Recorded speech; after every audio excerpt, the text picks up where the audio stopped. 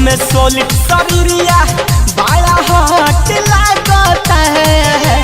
साचो में सोलिड शरीरिया बड़ा हॉट लागता है। महडम धरिला जबर खबरिया काहे सहट लागता। महडम धरिला जबर खबरिया काहे सहट लागता।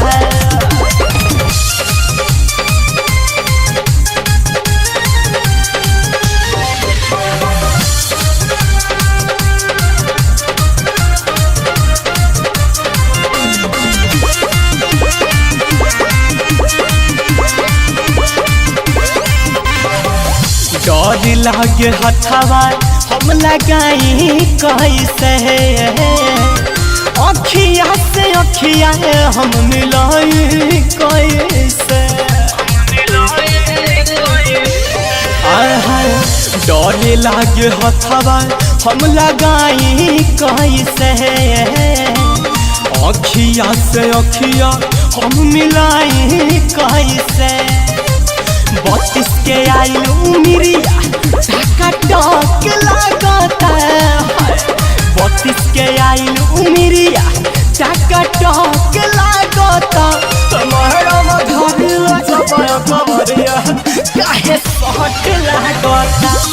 महडम धरिला जबर खबरिया काहे सहट लागता है।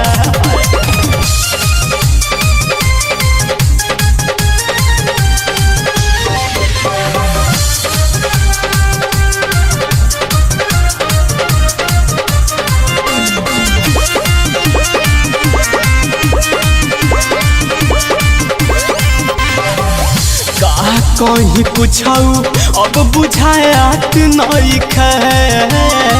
सूरज पे दर्दी के रोकायात नइखे।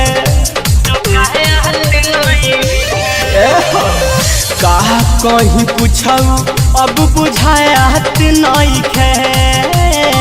सूरज पे दर्दी के रोकायात नइखे।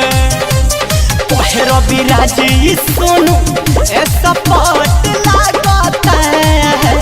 कहे रवि राजी सोनू ऐसा पट लागता। महडम धरिला जबर खबरिया काहे सहट